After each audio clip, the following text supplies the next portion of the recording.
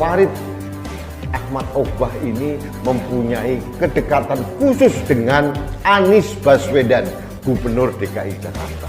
Bahkan 2 hari sebelumnya, hari Minggu kalau nggak salah tanggal 14 November tahun 2021, sang Gubernur DKI Jakarta Anies Baswedan sowan ke mertuanya Farid Ahmad Ogbah, dan itu dibangga-banggakan oleh Farid Ahmad Ogbah. Menarik, seorang pejabat negara selevel gubernur mempunyai kedekatan dengan terduga teroris. Kedekatan Ustadz Farid Ogbah dan Anies Baswedan bertemu sebelum ditangkap, bukunya dibaca Anies. Wakil Ketua Umum Majelis Ulama Indonesia atau MUI Anwar Abbas mengaku kaget anggotanya ditangkap terkait dugaan terorisme. Saat dikonfirmasi, Anwar Abbas mengaku kaget atas penangkapan yang dilakukan Densus 88. Pasalnya, sepengetahuan dirinya, ketiga sosok tersebut adalah ulama yang anti kekerasan. Anwar kemudian meminta agar Polri memberikan penjelasan detail terkait penangkapan ini. Anwar mengkhawatirkan apabila tak ada penjelasan akan muncul isu terkait kriminalisasi terhadap ulama. Silakan dicek apa yang sedang Densus lakukan. Kalau ada satu saja rekayasa, itu pasti ketahuan. Densus 88 telah menetapkan ketiga orang tersebut sebagai tersangka. Penangkapan tersebut tentunya didukung oleh bukti-bukti yang cukup.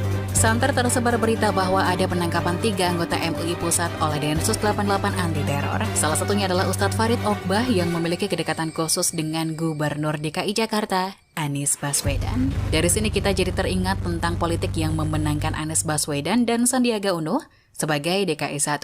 Politik yang syarat akan ayat dan mayat yang membangkitkan isu radikalisme, khilafah, dan NKRI bersyariah. Nyatanya di antara mereka ada beberapa anggota teroris yang kini sudah dicokok Densus 88 dan mungkin akan ada banyak lagi yang masuk dalam daftar pantauan.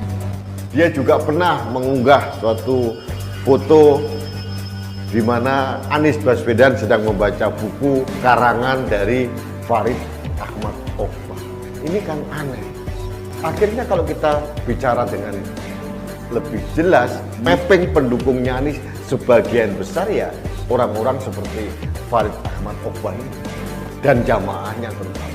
Jamaahnya yang sudah disusupi, diinfiltrasi dengan pemahaman-pemahaman khilafah yang menyesatkan kita semua.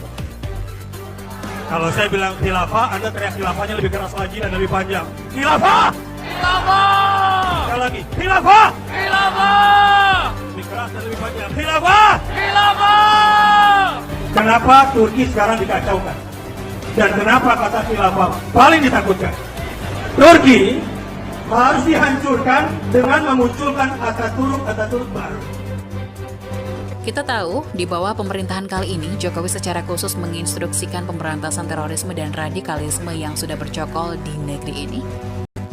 Terorisme adalah kejahatan terhadap kemanusiaan dan tidak ada kaitannya dengan agama apapun. Semua ajaran agama menolak terorisme apapun alasannya. Saya sudah memerintahkan Kapolri untuk mengusut tuntas jaringan-jaringan pelaku dan membongkar jaringan itu sampai ke akar-akarnya. Seluruh aparat negara tak akan membiarkan tindakan terorisme semacam ini.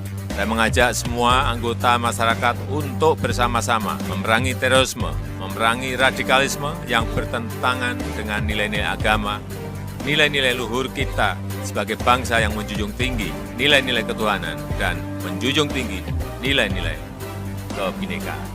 Beberapa oknum berkedok ulama yang ternyata orang-orang radikal ditangkap. Organisasi terlarang seperti FPI dibubarkan dan pentolannya dikuliti satu persatu.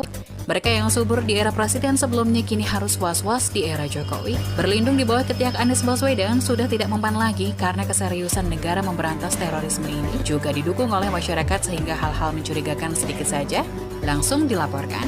Semua demi terciptanya Indonesia damai. Indonesia menjadi negara pengimpor paham radikal dari Arab Saudi. Jadi jangan aneh kalau Arab Saudi makin moderat, tapi Indonesia makin lebih Arab dari Arab karena memang paham kekerasan mereka diimpor ke Indonesia. Ulama radikal di Saudi banyak yang dihukum mati, sedangkan di Indonesia malah dipuja-puja, sehingga paham radikal ini mudah masuk ke Indonesia. Memang ini kan sudah luar biasa, MUI punya data nggak sembarangan.